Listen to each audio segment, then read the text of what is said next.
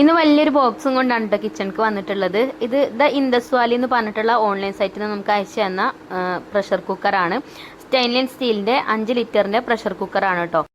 Indus വാലിത്തെ പാത്രങ്ങളെ കുറിച്ചിട്ട് പ്രത്യേകിച്ച് പറയേണ്ട ആവശ്യമില്ല. നല്ല പ്രീമിയം ക്വാളിറ്റിയിലുള്ള നല്ല അടിപൊളി പ്രൊഡക്റ്റുകളാണ് കേട്ടോ ഒക്കെ. സ്റ്റെയിൻലെസ് സ്റ്റീലിൻ്റെ ആണെങ്കിലും അതേപോലെ തന്നെ അയൺ പാത്രങ്ങളാണെങ്കിലും നമ്മുടെ കിച്ചണിൽ അധികം ഇൻഡസ് വാലിത്തെ പാത്രങ്ങൾ തന്നെയാണ് ഞാൻ കുക്കിങ്ങിനായിട്ട് യൂസ് ചെയ്യാറ്.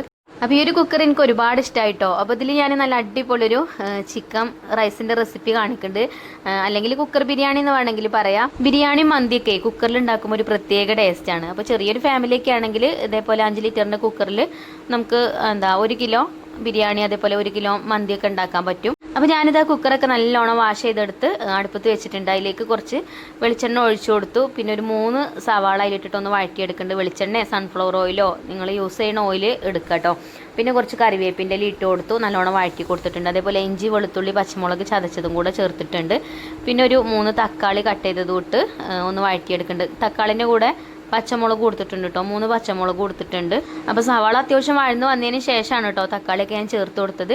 പിന്നെ അതിലേക്ക് മസാലപ്പൊടികളാട്ടോ ചേർത്ത് കൊടുക്കുന്നത്. മുളക് പൊടി മഞ്ഞൾപ്പൊടിയും ചേർത്ത് കൊടുത്തു. പിന്നെ കുറച്ച് ചിക്കൻ മസാലയും ചേർത്ത് കൊടുത്തു.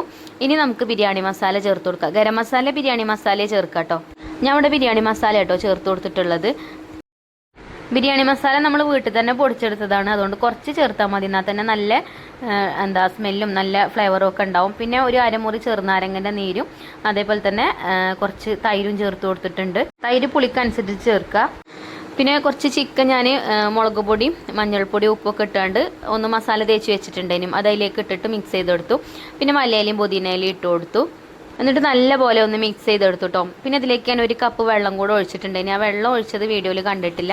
പിന്നെ കുക്കർ അടച്ച് വെച്ചിട്ട് 2 വിസിൽ അടുപ്പിച്ചിട്ട് വേവിച്ചെടുക്കുക. 2 വിസിൽ അടിച്ച് കഴിഞ്ഞാൽ തീ ഓഫ് ചെയ്യുക കേട്ടോ. പിന്നെ അതിൻ്റെ പ്രഷർ പോയിട്ട് നമുക്ക് തുറന്നു നോക്കാം. പിന്നെ അതിക്കുള്ള റൈസും ഒന്ന് കഴുകിയൊക്കെ റെഡിയാക്കി വെച്ചു. റൈസ് ഞാൻ ഇന്ത്യ ഗേറ്റിൻ്റെ റൈസാട്ടോ എടുത്തിട്ടുള്ളത്.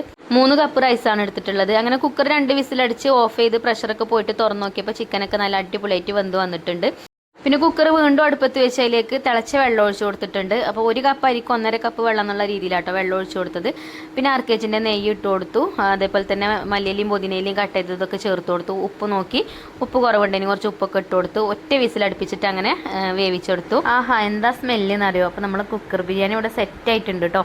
അപ്പം ഇനി നമുക്ക് ചൂടോട് കൂടിയിട്ട് തന്നെ ഒരു പ്ലേറ്റിക്ക് വിളമ്പിയിട്ട് കഴിക്കാം. പിന്നെ ഈ ഒരു കുക്കറിൻ്റെ ലിങ്ക് വേണമെങ്കിൽ ഞാൻ ഡിസ്ക്രിപ്ഷൻ ബോക്സിൽ കൊടുക്കാം കേട്ടോ. നല്ല ഓഫർ ഉണ്ട്. ഇപ്പം ക്രിസ്മസ് ഓഫറൊക്കെ ഉണ്ടായതുകൊണ്ട് ഓഫറും കാര്യങ്ങളും അതേപോലെ തന്നെ നമ്മളെ കൂപ്പൺ കോഡ് റസീന എന്നുള്ള കൂപ്പൺ കോഡ് യൂസ് ചെയ്തിട്ട് നിങ്ങൾ വാങ്ങിക്കുകയാണെങ്കിൽ നിങ്ങൾക്ക് 12% ഡിസ്കൗണ്ട്. കുക്കർ ആവശ്യമുള്ളവർ ഈ അവസരം പ്രയോജനപ്പെടുത്താം കേട്ടോ. Thank you.